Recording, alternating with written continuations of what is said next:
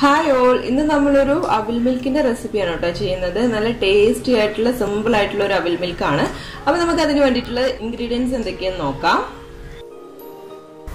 ഇതിന് വേണ്ടിയിട്ട് 1 കപ്പ് പാലാണ് കേട്ടോ എടുത്തിട്ടുള്ളത്. നല്ല തണുത്ത പാലാണ്, കുറച്ച് കട്ടയോട് കൂടിയിട്ടുള്ള പാലാണ് എടുത്തിട്ടുള്ളത്.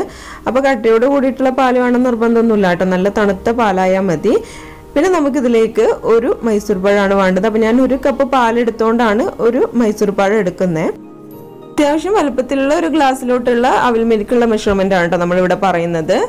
അപ്പോൾ ക്വാണ്ടിറ്റി കൂട്ടണം എന്നുണ്ടെങ്കിൽ അതിനനുസരിച്ച് പാലും പഴമൊക്കെ കൂടുതൽ എടുത്താൽ മതി കേട്ടോ. ഇനി നമുക്ക് ഇതെല്ലാം കൂടി ഒന്ന് മിക്സിയിലിട്ടൊന്ന് അടിച്ചെടുക്കണം. അപ്പൊ അതിന് വേണ്ടിയിട്ട് പാലൊന്ന് മിക്സിയുടെ ജാറിലോട്ടൊന്ന് ഇട്ട് കൊടുക്കാം.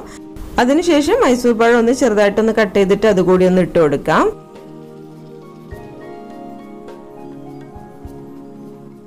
ഇനി ഇതിലേക്ക് 1 ടീസ്പൂൺ തേൻ ഒഴിച്ചു കൊടുക്കാം. ഇനി ഇത് നമുക്കൊന്ന് അടിച്ചെടുത്തിട്ട് വരാം.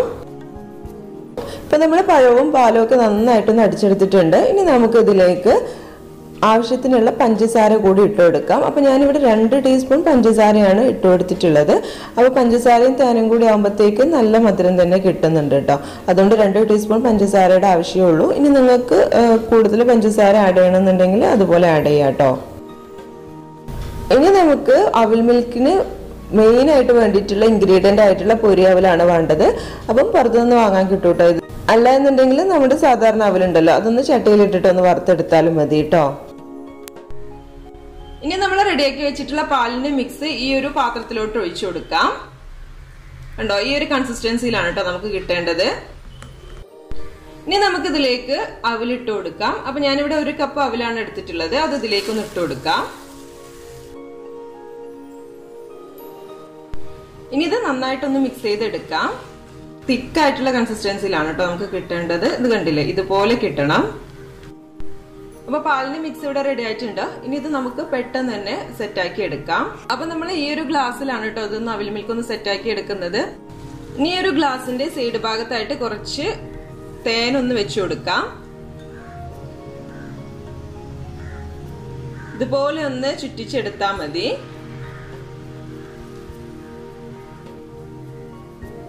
അപ്പൊ നമുക്കിതാ ഇതുപോലെ കിട്ടും, ഇങ്ങനൊരു ഡിസൈൻ കിട്ടും. ഇത് നമ്മൾ ഒഴിക്കുന്ന സമയത്ത് ഇതിന്റെ ഡിസൈൻ ഒക്കെ പോകും കേട്ടോ. പക്ഷെ എന്നാലും ആ ഒരു തേനിന്റെ ടേസ്റ്റ് നമ്മൾ കഴിക്കുന്ന സമയത്ത് നമുക്ക് കിട്ടും.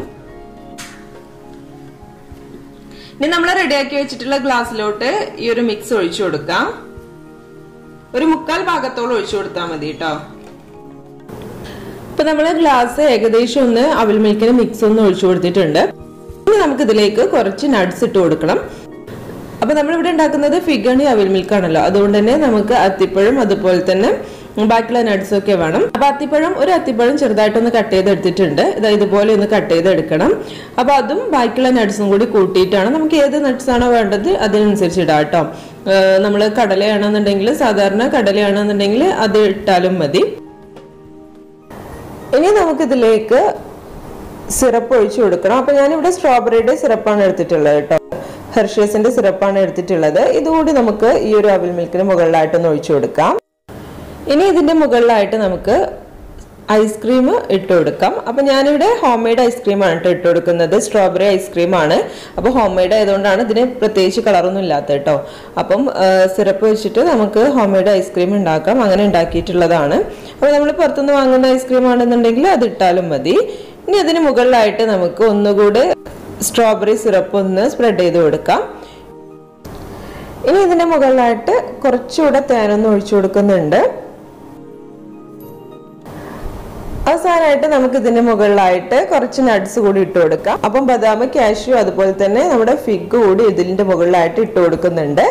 അപ്പൊ ഇത്രയേ ഉള്ളൂ കേട്ടോ, നമ്മുടെ അവിൽ മിൽക്ക് റെഡി ആയിട്ടുണ്ട്.